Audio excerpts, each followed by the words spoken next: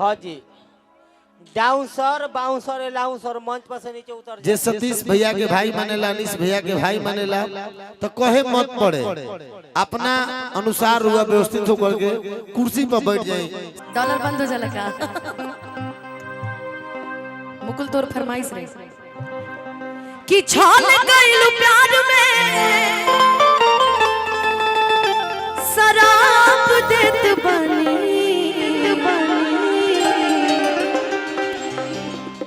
कि छाल गइलु प्यार में शराब देत बनी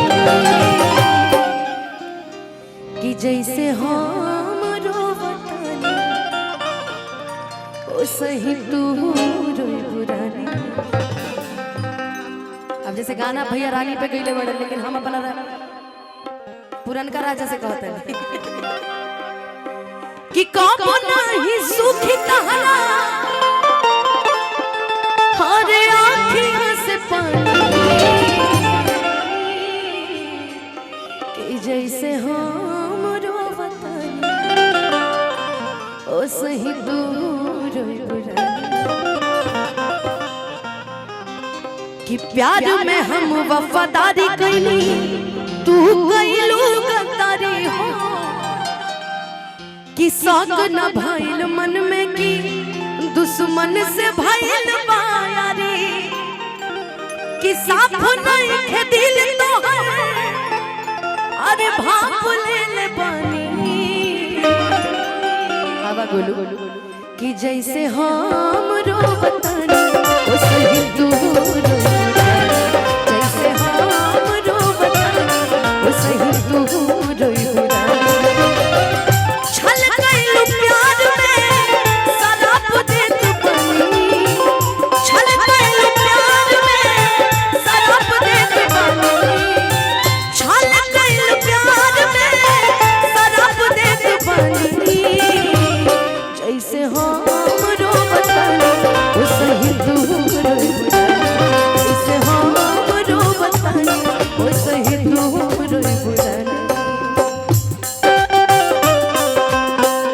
किसी के हो न सकेंगे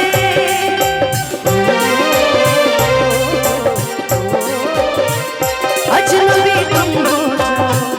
गैर हम हो न सकेंगे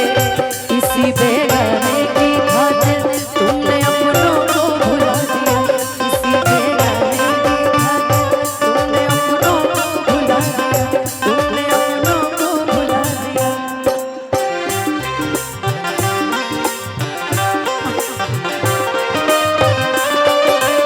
सब कुछ भुला दिया ये वफादार ऐसा सिला दिया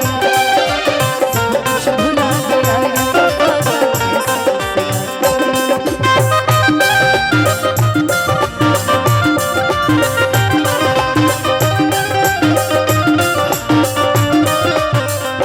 बहुत सारा आशीर्वाद बहुत सारा पुरस्कार प्यार में हम वफादारी कैली तू कैलू गद्दारी हो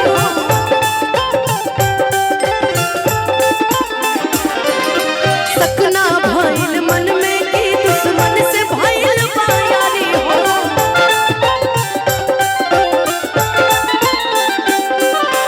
प्यार में हम वफादारी कैली तू कैलू गद्दारी हो सकना भइल मन में कि दुश्मन से भइल बायारी हो साफ नहीं खे दिल तो भाप ले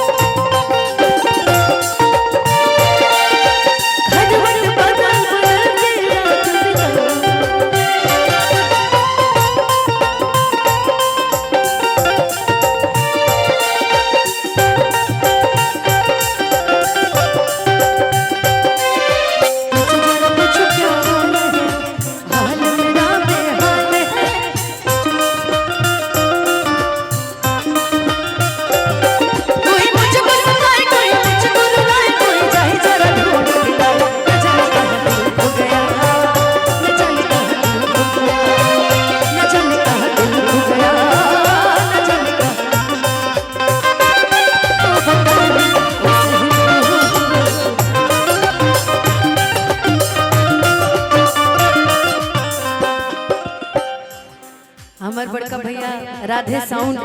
नैनी जोर यहाँ की तरफ से बहुत सारा आशीर्वाद पुरस्कार। भगवान मैं विंध्याचल वाली करे कि भैया की साउंड सही गर्दा कबारत रहे। सबके सब कुछ कैलू तू सन की सन के तारी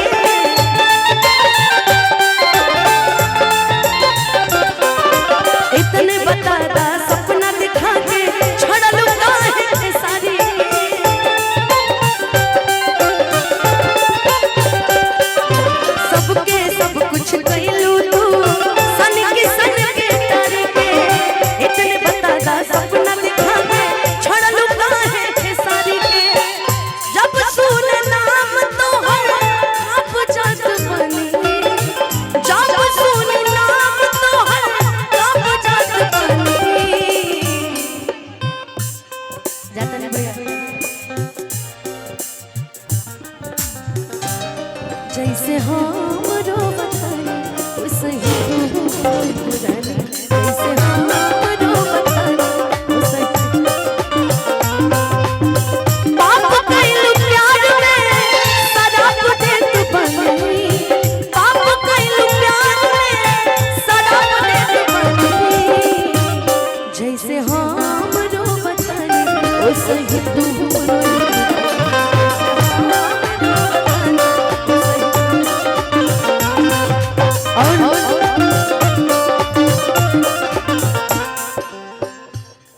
कि कब नहीं सुखी तहरा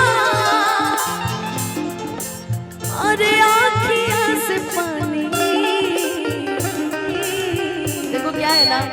मैं कोई गाना गाती लोग मेरे लिए सोच लेता है ऐसा नहीं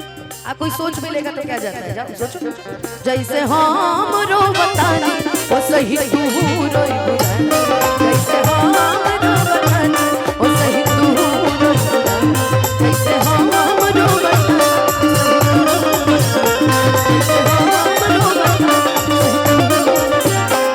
गुड्डू हलचल जी की तरफ से बहुत सारा आशीर्वाद पुरस्कार एक कलाकार के हाथे पैसा मिलके बड़ा खुशी होला हमरा के कि जैसे हम रो बतानी ओ सही तू रोई बुरानी हां अब का सामने बा मुकुल भैया तारा के पूछा तारा आएगो फरमाइश बाटे हमरा साउंड वाले भैया के वहां के भैया लेट नहीं की ना हो सतीश भैया ठीक बा 5 मिनट हम लोग दूसरा 27 में जाए के हम हंसत हंसत रहो तो अपने पैसा इनकर हो जाए भगवान करस की और सही